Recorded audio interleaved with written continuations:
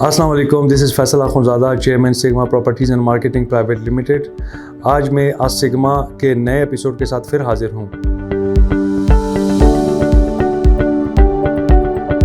یہ بڑا امپورٹنٹ سوال ہے، اس میں آپ تھوڑا سا بیک گراؤنڈ جاننے کی کوشش کریں۔ جو گورنمنٹ کی سوسائٹیز ہوتی ہیں نارملی وہ ان کے اپنے اس کے اندر آتی ہیں، اداروں کے نیچے۔ جیسے فار ایگزامپل ہم سی ڈی اے اور آر ڈی کی بات کریں گے تو سی ڈی اے کے جو بھی سیکٹرز ہیں وہ ان کے انڈر آتے ہیں، تو اس کی جو خریداری ہے یا فروخت ہے وہ کیا ہوتا ہے کہ وہ شروع میں جب کوئی سیکٹر آتا ہے تو یہ کسی کو الاٹ کر دیتے ہیں، وہی آگے سے پھر ان پلاٹس کو بیچتے ہیں۔ مطلب فار ایگزامپل گورنمنٹ کے کسی بھی ادارے کے پاس اس کی جو ہے مطلب انہوں نے الاٹ کر دیا کسی لوگوں کو جو وہاں پہ جاب کر رہے ہوتے ہیں۔ وہ کیا کرتے ہیں کہ کچھ لوگ اس پلاٹس کو رکھ لیتے ہیں، کچھ لوگ ان کو جو ہے وہ مارکیٹ میں بیچ دیتے ہیں، اور وہ ہمیشہ کیش پیمنٹ پہ ہوتا ہے۔ مطلب آپ اس میں یہ نہیں ہو سکتا کہ آپ اس کو انسٹالمنٹ پہ لیں، آپ کیش پہ لیتے ہیں اور کیش پہ ہی وہ سیل پرچیز ہوتی ہے۔ اس کی جو خریدنے کی جو ترتیب ہے، جو طریقہ ہے وہ بھی اس طرح ہے کہ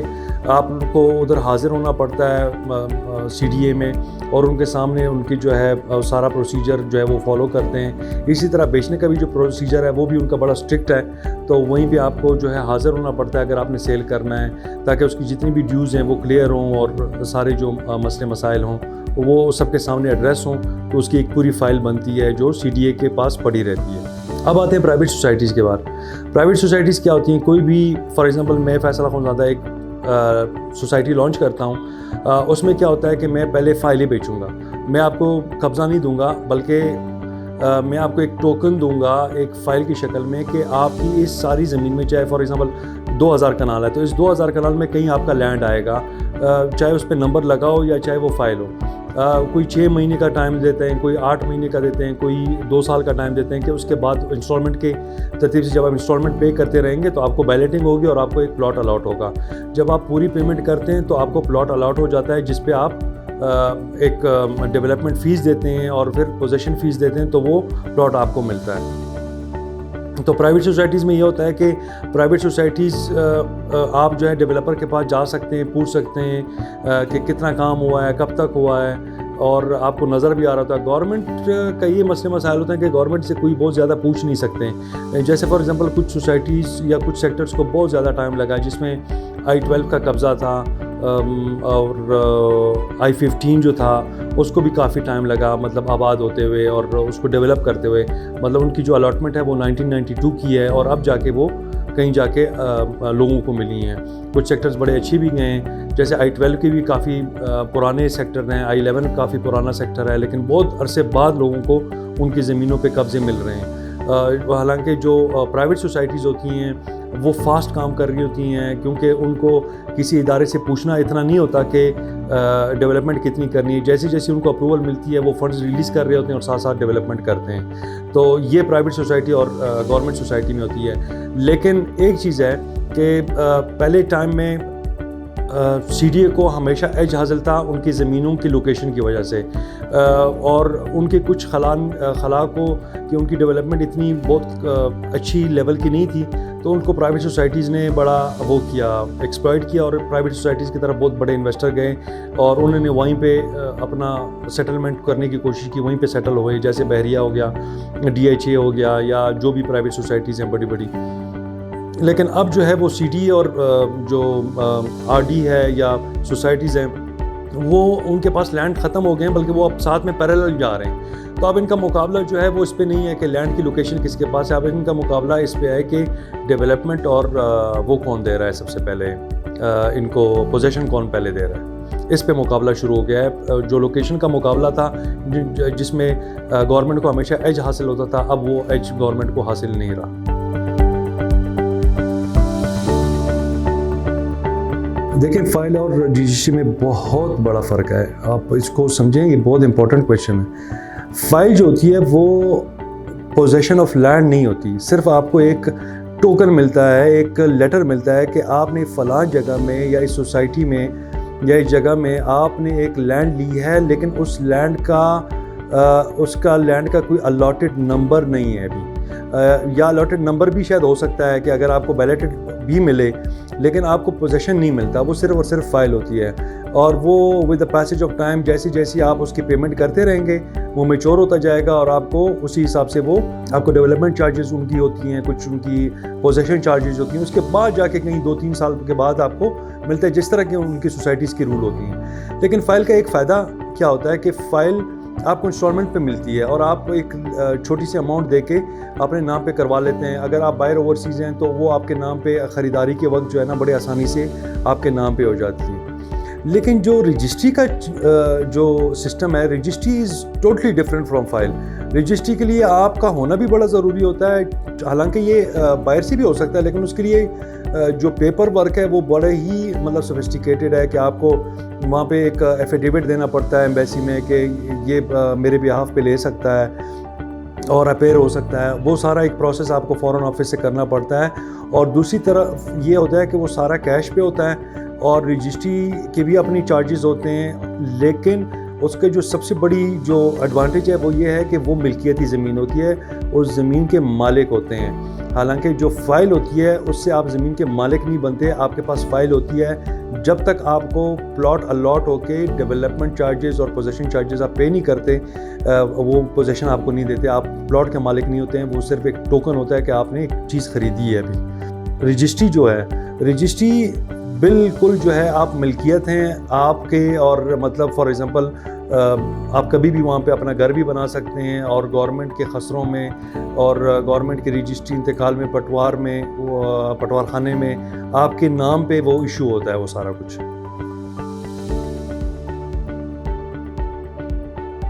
بڑا جینوئن کویشچن ہے, اس کا میں نے کچھ ایپیسوڈز میں اس کا جواب دیا ہے, لیکن میں اس کو پھر ریپیٹ کر لیتا ہوں کیونکہ یہ ذرا ڈیٹیل سے میں بتاتا ہوں کہ دیکھیں آپ اپنے وہ سیکیور کیسے کرتے ہیں. ایک تو یہ ہے کہ آپ آدھے سچ سے بچیں. آدھے سچ کیسا ہوتا ہے کہ فار ایگزامپل آپ کو سبز باغ تو دکھائے جاتے ہیں لیکن ان کی نیگیٹو اسپیکٹس, ان کے جو رسک فیکٹر ہوتے ہیں وہ آپ کو نہیں بتائے جاتے. تو رسک فیکٹر کا پتہ ہونا آپ کے لیے اتنا ہی لازم ہے جتنا آپ کو اچھے فیکٹر ہیں وہ جب آپ کو بتائے جاتے ہیں. اور آپ نے یہ کوشش کرنی ہے کہ آپ صرف اور صرف ڈیلر کے ساتھ, نارمل ڈیلر کے ساتھ جس کے ساتھ ڈیل پڑی ہوئی ہے, اگر آپ ان کے ساتھ کرتے ہیں اور ایک کنسلٹنٹ کے ساتھ ہیں تو اس میں فرق یہ ہوتا ہے کہ کنسلٹنٹ جو ہے وہ آپ کو بتاتا بھی ہے ساتھ ساتھ میں کہ اس کے پروز اینڈ کونس کیا ہوتے ہیں, کیا ہے اس کے مطلب کون سی جگہ میں آپ کو انویسٹمنٹ کرنی چاہیے اور کیوں کرنی چاہیے, اس کی وجوہات کی ہیں, اور وہ آپ کو ڈیٹیل سے ساری چیزیں بتا دیں. کبھی کبھی ایسا ہوتا ہے کہ ہمارے پاس ایسے کسٹمر بھی آتے ہیں کہ فار ایگزامپل وہ ہمارے ساتھ انویسٹمنٹ کرنا چاہتے ہیں, ہم ان کو منع کر دیتے ہیں کہ آپ جو چیز چاہ رہے ہیں وہ ادھر سے آپ کو حاصل نہیں ہوگی. تو یہ آپ کے کچھ ہمارے کچھ سوالات ہوتے ہیں آپ سے جس کے جوابات دینے پہ ہم آپ کو مشورہ دے سکتے ہیں کہ کیا آپ کو ایسی جگہ میں انویسٹمنٹ کرنی چاہیے کہ نہیں. جیسے فار ایگزامپل کچھ لوگ کہتے ہیں کہ مجھے شارٹ انویسٹمنٹ کرنی ہے, اس کے لیے بالکل ڈفرینٹ جگہ ہوتی ہے. کچھ لوگ کہتے ہیں کہ مجھے کیش انویسٹمنٹ کرنی ہے اور فوراً مجھے جو ہے پلاٹ چاہیے, اس کی ڈفرینٹ جو ہے اس کا جواب ہوتا ہے. کچھ لوگ کہتے ہیں کہ نہیں مجھے 5 سال تک کوئی پرواہ نہیں ہے, بس آہستہ آہستہ میں پیسے دیتا رہوں گا تو مجھ پہ بوجھ بھی نہیں پڑے گا, اس کے لیے بالکل ڈفرینٹ جواب ہے. تو کچھ سوالات اس طرح ہم آپ سے کرتے ہیں جس کی بنیاد پہ آپ کی جو سفر ہوتا ہے انویسٹمنٹ کا وہ آسان ہو جاتا ہے.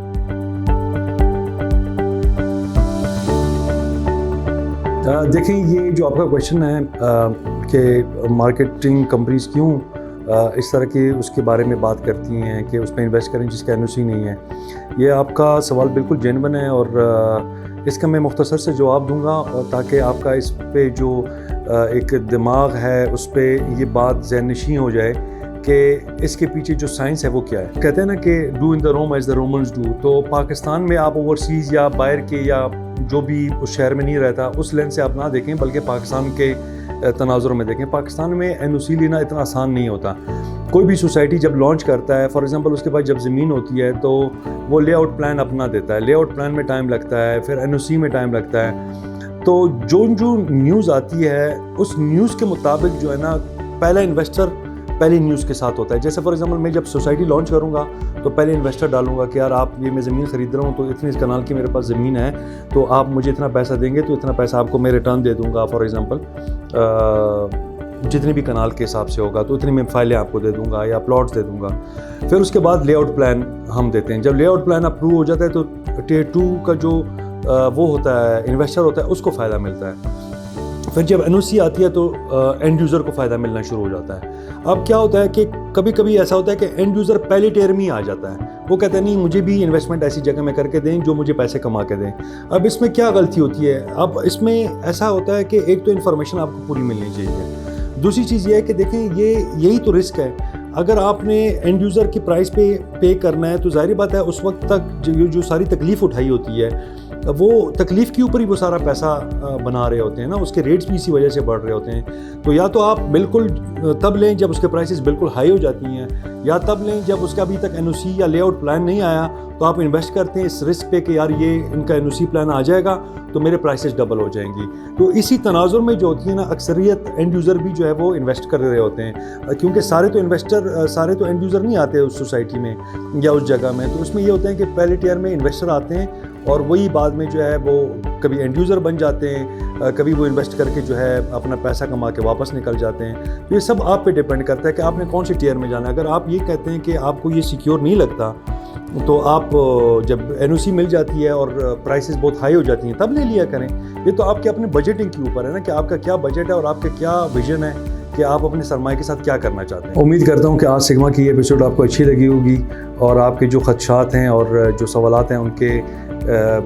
جوابات آپ کو مل چکے ہوں گے. مزید معلومات کے لیے, مزید سوالات کے لیے آپ ہمارے کمنٹ سیکشن میں کمنٹ کر کے سوالات پوچھ سکتے ہیں. انشاءاللہ میں کوشش کروں گا کہ آپ کے جوابات کو بذریعہ ویڈیو دوبارہ نیکسٹ ایپیسوڈ میں اس کا جواب دے سکوں. اللہ حافظ.